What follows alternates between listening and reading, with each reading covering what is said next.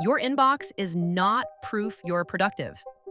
It's proof your and availability is the easiest way to waste your best brain power. Because the scary truth is this: if your workday is built on fast replies, quick meetings, and constant context switching, you're training your mind to be shallow, right up until you realize you haven't built anything that actually matters.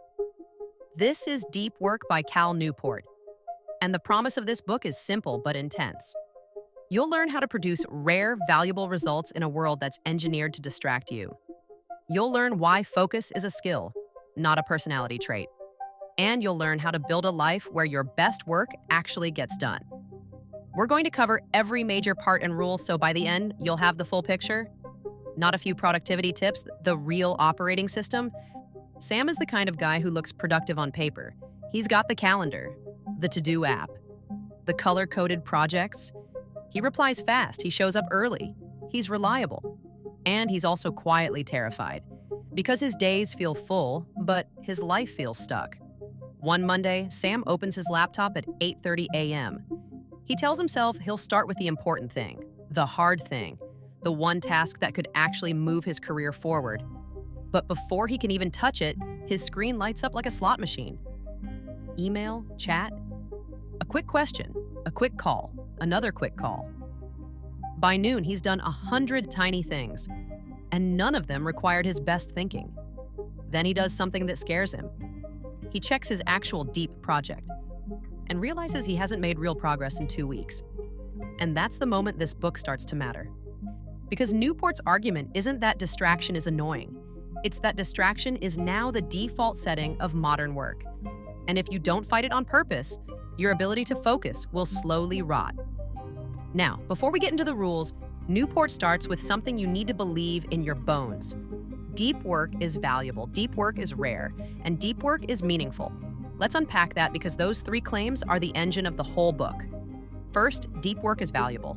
Newport defines deep work as focused, distraction-free concentration on a cognitively demanding task, the kind of work that pushes your mental limits, the kind of work that creates new value, improves your skill, and is hard to replicate. Shallow work is the opposite. It's logistical, it's reactive, it's low concentration. It feels like motion, not creation. And here's the twist. Shallow work is what your office rewards you for because it's visible. It's like the difference between training for a marathon and walking around the gym holding a water bottle. One is uncomfortable and slow to measure. The other looks athletic from a distance. And that leads to the second claim. Deep work is rare. Why? Because the modern workplace is built on what Newport calls a culture of connectivity. Always reachable, always responsive, always just checking in. Even when nobody says it out loud, the hidden expectation becomes, if you're not answering quickly, you're not working. So people adapt. They keep their attention in a constant state of partial focus. A little bit here, a little bit there. Because once your brain gets used to switching, staying locked in starts to feel painful. But here's where it gets interesting. Deep work being rare is exactly what makes it valuable. If most people can't do it anymore, the person who can becomes dangerous in the best way. They learn faster. They produce higher quality. They build rare skills. They create output that stands out. Imagine two people with the same job title, same experience, same tools. One spends the day bouncing between messages. The other protects 2 solid hours of real focus and uses that time to build something undeniable. After 6 months, those two people are no longer in the same league. Now, the third claim is the one people skip, but it's the one that changes how you feel. Deep work is meaningful. Newport argues that humans don't just want comfort, we want craftsmanship. We want to use our abilities at full capacity. There's a particular kind of satisfaction that comes from being fully absorbed in something hard and finishing it. It's the difference between eating junk food while scrolling and cooking a real meal and sitting down to enjoy it. One is quick dopamine, the other is actual nourishment. Sam learned this the hard way.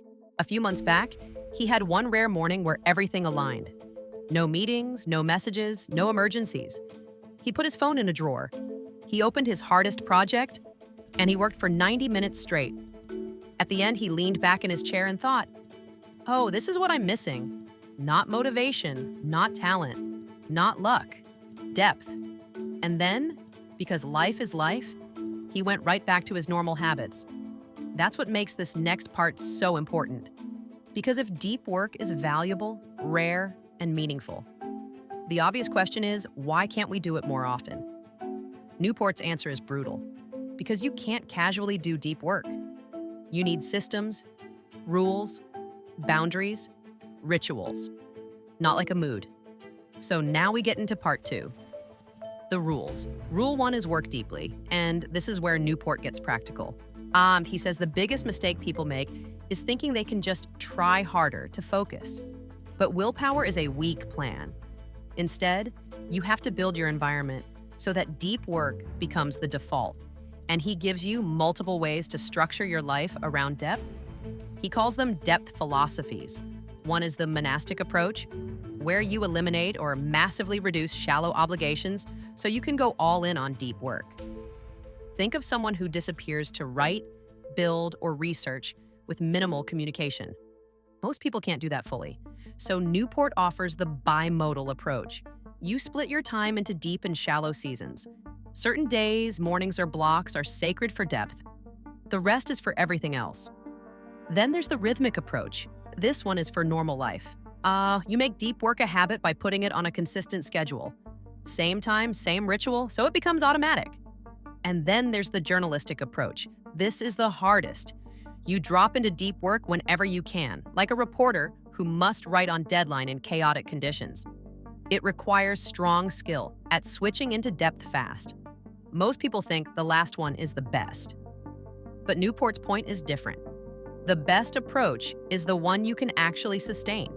It's like choosing workout style. Some people do heavy lifting 4 days a week. Some people do a short run every day. The best routine is the one you'll still be doing 3 months from now. Sam chose rhythmic, but because it sounded possible, he made a deal with himself. Every weekday, from 7:30 to 9:30 a.m., he would do one thing only: deep work on his most important project. No messages, no email, no meetings, no phone. The first morning felt ridiculous. At 7:30, his fingers twitched toward his inbox like it was muscle memory. He kept thinking, what if I'm missing something urgent? What if someone needs me? And that's when he noticed the addiction to being needed. So he built a ritual like Newport recommends. Same desk, same coffee mug, same playlist with no lyrics, same notebook open to the same page. He wrote the task at the top in big letters, one thing. He set a timer, and he started. It wasn't magical. He got distracted inside his own head. He daydreamed. He checked the clock, but he stayed in the chair. On day 4, something shifted. He stopped negotiating.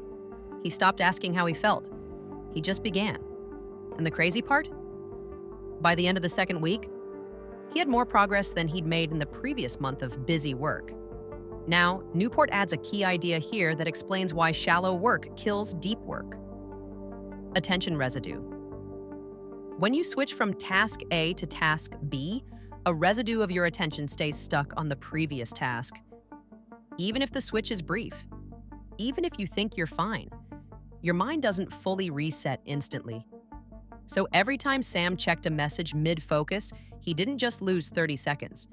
He lost momentum, clarity, depth. It's like trying to read a novel while someone taps your shoulder every 2 minutes. But you'll never fall into the story. That's why Newport pushes for real separation. If you want deep work, you must protect it from interruption, not manage interruption. And this is where Sam's story takes a turn. Because Sam tried to keep his deep block, but his workplace didn't care. By week 3, someone scheduled a recurring meeting right in the middle of his deep time. Then another person started messaging him just quick questions at 8 a.m. Sam felt the old fear coming back. If I don't reply, I'll look bad. So he did something uncomfortable. He communicated a boundary, not an aggressive one, a clear one. He told his team, from 7:30 to 9:30, I'm heads down on a project that impacts all of us. If something is truly urgent, call me. Otherwise, I'll respond after 9:30. His hands literally sweated as he hit send, because that's what boundaries feel like when you're not used to them. And what happened? Almost nothing. The world didn't collapse. Most people didn't care. A few people even respected him more because he sounded like someone who had priorities. That's one of Newport's hidden lessons. People assume shallow responsiveness is professionalism, but often it's just fear wearing a suit. Now, Rule 1 includes a few more powerful tactics. One is to ritualize your deep work. Not just work when you can, but decide in advance where you'll work, for how long, how you'll work once you start, and how you'll support the work. Another is to make grand gestures. Sometimes a dramatic change in environment creates a psychological shift that makes depth feel serious. Newport talks about the idea of doing something that signals to your brain this matters. It's like paying for a personal trainer. The money isn't magic, it's commitment. Sam tested a mini version of this. On a Saturday, he booked a quiet room at the library and left his phone in the car. He brought only a laptop and a notebook. He told himself, "I'm here to build, not to browse." The first 30 minutes felt like withdrawal. Then he dropped in, and he got more done in 3 hours than he usually got done in a full weekend of half working, half scrolling. That's the power of a grand gesture. It changes your identity in the moment. I'm not a person dabbling. I'm a person doing deep work. Now, the next part most people get completely wrong. They assume deep work is only about blocking time. But Newport says you also need to train your ability to concentrate, which brings us to Rule 2. Embrace boredom. This sounds weird at first. Why would boredom help focus? Because if you can't handle boredom, you can't handle depth. Here's what Newport means. Most people have trained their brain to crave novelty. A spare moment in line? Phone? A quiet minute after a meeting? Phone. A tiny feeling of friction while working? Phone. So the brain learns a rule. If it's uncomfortable, escape. Deep work requires you to stay with the discomfort, to sit in the stretch, to push through the initial resistance until the mind locks in. It's like learning to play guitar. At first, your fingers hurt. The chords sound awful. You want to stop. But if you stay with it, the pain fades, the sound improves, and suddenly you can play. Your brain adapts to what you repeatedly demand of it. Sam didn't think this rule applied to him. He told himself, "I'm not addicted, I'm just busy." Then he tried a simple experiment. No phone during in-between moments, no scrolling while waiting for coffee, no checking headlines in the elevator, nothing. On day 1, he felt absurdly restless. He looked around like he was missing something. He even caught himself pulling his phone out without thinking, like a reflex. That's when he understood the real problem. His mind wasn't calm, it was trained to be fed. So he started practicing boredom on purpose. He took short walks without headphones. He sat for 5 minutes after lunch and did nothing. He stood in line and watched the room instead of his screen. And here's the crazy part. After a week, his deep work blocks felt easier. Not easy. Easier. Because he was rebuilding a lost ability. The ability to be alone with his thoughts without panicking. Newport ties this to the idea that focus is not a switch, it's a muscle. If you spend all day doing quick, low-effort focus, your deep focus gets weak. If you train sustained concentration, your capacity grows. He also suggests scheduling your use of distraction. Instead of taking breaks whenever you feel like it, you decide in advance when you'll check email, when you'll browse, when you'll be available. That way, your brain stops constantly asking, "Can we escape now?" Because it already knows a break is coming later. Think of it like a long drive. If you know you'll stop for food in an hour, you can tolerate the hunger. If you have no plan, you'll keep thinking about it every 5 minutes. Sam tried this too. He created internet windows. A short one mid-morning, one after lunch, one late afternoon. Outside those windows, he worked offline when possible. At first, it felt strict. Then it felt freeing. Because he wasn't fighting the temptation every second. He was obeying a schedule. And if that surprised you, wait until you hear this next part. Because Rule 3 is where Newport really challenges modern culture. Quit social media. Now, he doesn't mean you must live in a cave. His real argument is about how you choose tools. Most people use what he calls the any benefit approach. If a tool has any possible benefit, they adopt it. Maybe it helps networking. Maybe it helps stay informed. Maybe it helps with opportunities. Even if it destroys their attention. Newport says that's backwards. Instead, use the craftsman approach. Identify the core factors that actually matter for success and happiness in your life. Then adopt a tool only if it strongly supports those factors and the benefits outweigh the costs. Because every tool has a cost, especially network tools designed to capture your attention. This isn't moral, it's math. If social media gives you a small benefit but costs you your ability to do deep work, that's a bad trade. It's like getting a free snack in exchange for losing your car keys. Sam had always told himself he used social media for business. He posted sometimes. He scrolled a lot. He followed industry news. And if you asked him, he would have defended it. So he tested Newport's approach like an experiment. He asked himself a simple question. If I quit this for 30 days, what would I actually lose? At first, he couldn't answer clearly. He just felt anxious, which is how you know something has a grip on you, so he did it. He removed the apps from his phone for 30 days. The first week, he kept reaching for them like phantom limbs. The second week, his brain got quieter. By week 3, he noticed something shocking. He had time. Not extra hours magically appearing, but mental space. He could sit down to work and start faster. He could read without drifting. He could think without feeling pulled. Then a friend asked him, "So what are you missing?" And Sam paused. He realized he hadn't missed anything important. He'd missed noise. He brought back only what passed the craftsman test. One tool that clearly helped his career, used in a limited way. Everything else stayed out. Newport's deeper message is that deep work is a competitive advantage, and most people are giving it away for free. For likes, for updates, for the feeling of being connected. But connection without intention becomes constant interruption. It's like letting strangers walk into your kitchen while you're cooking just to comment on your ingredients. Eventually, you stop cooking. Now, the next rule ties everything together. Drain the shallows. This is about reducing shallow work, so deep work has room to exist. Because you can't just add deep work to an already overloaded day. You have to remove something. Newport pushes 2 big ideas here. One is to quantify the cost of shallow work. The other is to create a schedule that forces depth. He suggests time blocking, planning your day in advance, assigning blocks to tasks, and giving every hour a job. This doesn't mean you become a robot. It means you stop letting other people's priorities automatically own your day. Sam resisted this at first. He thought, my day is unpredictable. This won't work. Then he tried it for a week. And every morning, he drew a simple schedule on paper. Deep work block, admin block, meeting blocks, email windows, breaks. And when surprises happened, he didn't abandon the plan. He revised it. That's the key. The schedule isn't a prison, it's a steering wheel. On day 2, a meeting ran long and wrecked his timing. Old Sam would have spiraled and gone full reactive mode.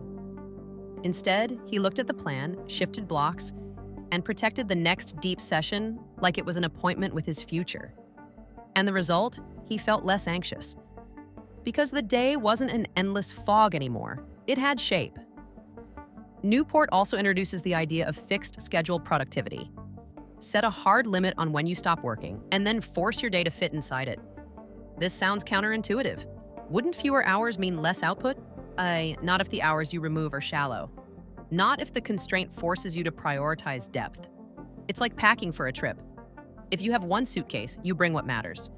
If you have 10 suitcases, you bring nonsense.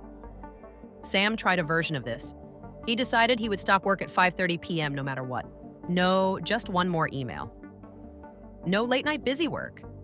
The first few days it was uncomfortable. He kept thinking, I'm falling behind. Then something happened. He started being ruthless about what deserved his time. He stopped saying yes automatically. He stopped attending meetings that had no clear purpose. He started asking, what is this for? And slowly the shallow work shrank. Newport also talks about the importance of being hard to reach. Not for ego, for quality. If you're constantly available, people will use you as a convenience tool. If you create friction, people will think before they interrupt you. Sam created simple rules. If an email didn't include clear context and a specific question, he didn't answer immediately. If someone wanted a meeting, they had to propose an agenda. If a request didn't align with his main goals, he asked for clarification. He wasn't being difficult. He was protecting his ability to produce valuable work. Now, here's the part nobody talks about. Deep work isn't just a productivity strategy, it's a life strategy. Because shallow living looks like this: constant stimulation, constant reaction, constant half attention. A life full of activity, but low in meaning. Deep living looks like something else. You choose what matters, you protect your attention, you build things you're proud of. Newport argues that there's a kind of dignity in craftsmanship, in doing something hard well, in being fully present with a task, a conversation, a skill. Sam felt that shift outside of work too. He stopped watching shows while scrolling. He started reading again. He started having conversations without checking his phone. He started sleeping better, because his mind wasn't buzzing with unfinished shallow tasks. One night, he sat down at his kitchen table at 9 p.m. and wrote in a notebook. Not a to-do list, a reflection. He wrote, "When I do deep work, I respect myself more."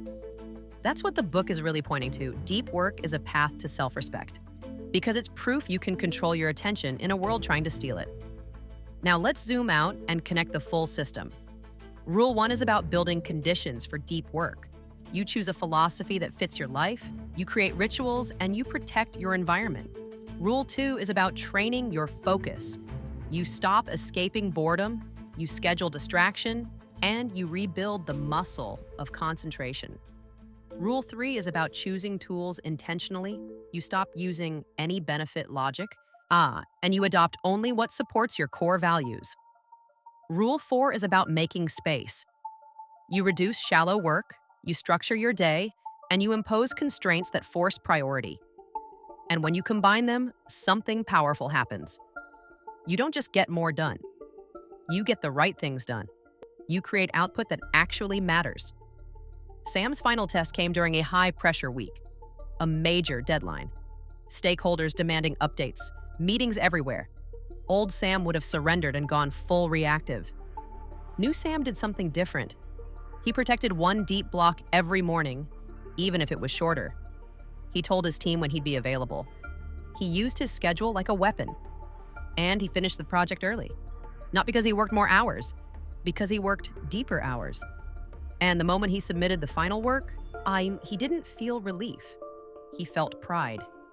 Because deep work doesn't just produce results, it produces identity. You become the kind of person who can do hard things without flinching. You become the kind of person who can resist the pull of distraction. You become the kind of person who creates instead of reacts. Now, let's make this usable immediately. Here are 4 things you can start doing right now based on what we just covered. First, pick one 90-minute block in your week and protect it like a flight you can't miss. Put your phone away, close every tab. Choose one cognitively demanding task and go deep. Don't aim for perfect focus. Aim for staying in the chair. Second, practice boredom once per day. 5 minutes is enough. No music, no scrolling, no input. Just let your mind settle. You're training your brain to stop begging for novelty. Third, run the craftsman test on one tool that eats your attention. Ask what it truly contributes to the core things you care about, then weigh that against the cost. If the value is vague but the cost is obvious, remove it for 30 days and see what changes. Fourth, plan tomorrow on paper in blocks. Give your deep work a home before the day begins. Then, when the day gets messy, revise the plan instead of abandoning it. You're not trying to control everything. You're trying to stop drifting. If you do just those 4, you'll feel the shift fast, but real momentum. Because deep work isn't a hack, it's a commitment. And in a distracted world, commitment is a superpower. That's it for this video. I hope it was useful and gave you something real to think about. Thanks for watching and have a great day.